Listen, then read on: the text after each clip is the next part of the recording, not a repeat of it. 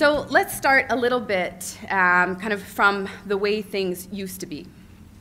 20th century marketing. So very system 2, talking about positioning, differentiation. I mean, you guys will all be familiar with these: message comprehension, USP, persuasion, and attitudinal loyalty. So that's kind of the way things have been in the past.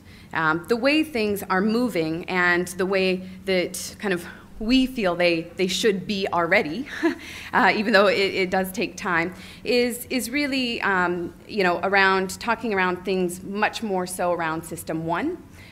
So not system 2, talking about mental space and mental availability, distinction rather than differentiation, emotions and getting noticed rather than message comprehension, brand assets and associations, refreshing memory structures, and penetration and reach.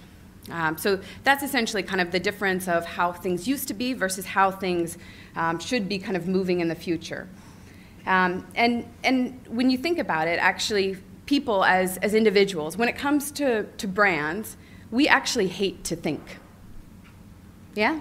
It sounds a bit silly to say, but we are actually creatures that, you know, we kind of trust very plausible explanations, things that are kind of easy to find, we gravitate much more towards. It's very rare that we would, you know, very logically and considered and kind of rationally go seek out a brand. We might like to think, you know, that we kind of behave that way, that we're very analytical and each and every one of our decisions is very considered. But actually what we find from psychology and behavior economics is the reverse. Is it actually, we really like our lives to be fun, fast, and easy. A lot of the kind of decisions that we make are all subconscious and they're highly emotive. Yeah? Traditionally, kind of what we've talked about in research, the process of thought is that people think first about something, they will then do, so action it, and then they will feel afterwards. But actually what we know from psychology is it's the reverse, is that people feel something first, then they do, they action it, and then they think about it afterwards. Which is why I can stand up in front of my friends and family and in front of all of you guys and very, very kind of rationally post-rationalize my decision to pay $60,000 COV on my HDB, right? Whereas before, you know, the actual decision itself was highly emotive and had nothing to do with all of the reasons that I will tell you post-rationalizing of the MRT is very close, the wet markets, the schools, all of that is actually post-rationalizing, yeah? So that's a fundamental kind of difference in how we traditionally approach people's thought process. So if people actually, when they're thinking, what they do is they actually feel first, they do, and then they think, what does this mean for branding and how we approach branding? So traditional approaches, and prior to my role at Brainjuicer, I was with very large, the big fours, right? So very large marketing research companies. So I'm very familiar with kind of complicated brand models of, you know, here's your brand pyramid and your brand strength and very long imagery, attributes, and all of that. Fundamentally, at Brainjuicer, we think that branding really can be distilled into 3 kind of key mental shortcuts for consumers. And those are fame, feeling, and fluency. The first one, fame, it's really, you know, do people know your brand? How readily does your brand come to mind versus competition? Then feeling or affect, how strongly do people feel about your brand versus other brands and other competition? And then fluency, how easily do people recognize your brand in the market? So fame fame or saliency is something that actually is a very good predictor at current performance or current strength in the market.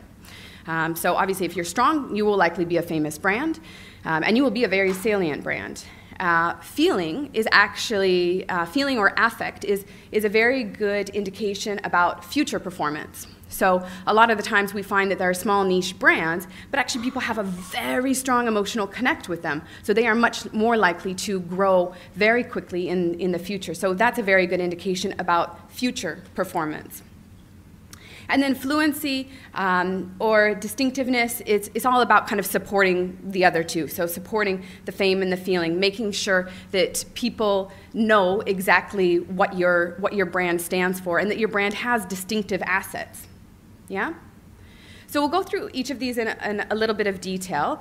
And kind of hopefully by the end, I've just challenged you to think about things maybe in a different way than you kind of traditionally have. Yeah?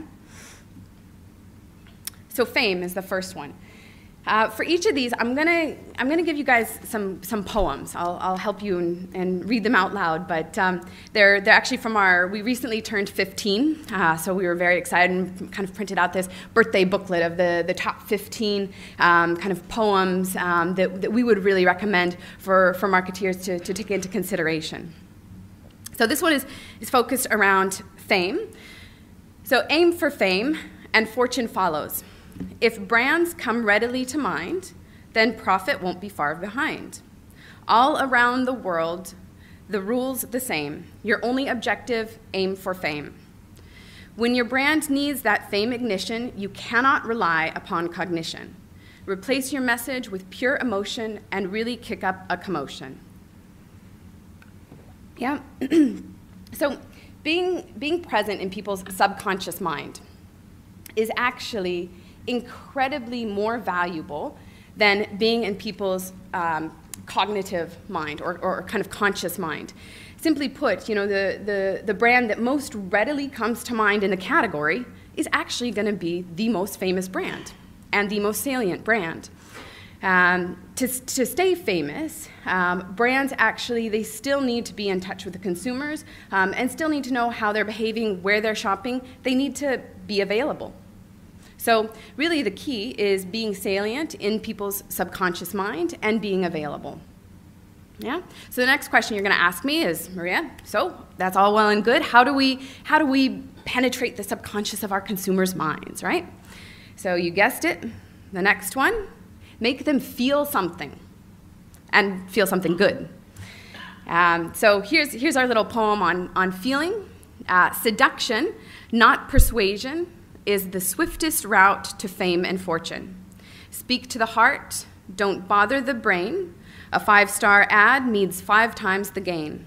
For rational ads, 3 stars is the ceiling. Make 5 stars your aim, surrender to feeling. Yeah? So brands will succeed if you can make people feel better about buying your brand versus any other brand in the market. That's actually why emotional communication and emotional advertising is so much more powerful than traditional message, rational ads. These days, nobody can really refute the power of emotion. It helps us with intuitive shortcuts and really helps us make our lives, what we call fun, fast, and easy, and shortcuts to all of our decision making. A brand's, this is going to be maybe controversial for some people in the audience, but a brand's kind of message should very much not be to persuade people. It should be to seduce people, right? Who in this audience wants to be persuaded? Who wants to be seduced? See. You see, and it's an important distinction because actually the end objective for both of those is the exact same. But the route to which you get each of them is very, very different. Yeah? And the strategy as well. So last but certainly not least is fluency. Here's our little poem on fluency. Distinctiveness, not differentiation, drives decisions. The branding messages that you spout, consumers mainly tune them out. Instead, it seems that growth is linked to things that make your brand distinct. The little stuff that leaps to mind and makes you easier to find. So brands will succeed if they have distinctive assets. So this could be things like logos, could be colors, could be a phrase. Sometimes even it can be scents or sounds. Essentially, it's anything that helps people bring your brand to their mind easier, right? To gain fluency, it's very important that brands understand what their distinctive brand assets are. And it's very important that the marketing and the packaging help to exploit those brand assets. So we all use kind of mental shortcuts to deal with the wealth of information that we kind of are inundated with on a daily basis. And a lot of us even use our peripheral vision a lot of times to kind of weed through information, to sometimes even make decisions. So one of the things that I would challenge you guys is, thinking about your brands, what are the distinctive assets? Are we owning them? And, is it something that we're taking full advantage of and having all of our teams exploit to the full advantage?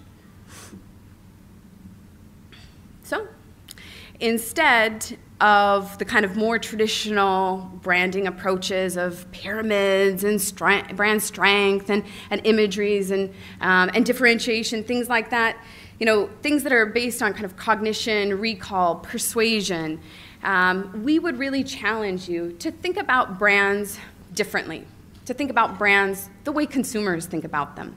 And those are really these kind of three key things. So be famous, be salient and available, make people feel good about buying your brand, and make it impossible for people to not know who you are. There you go. That's all from me.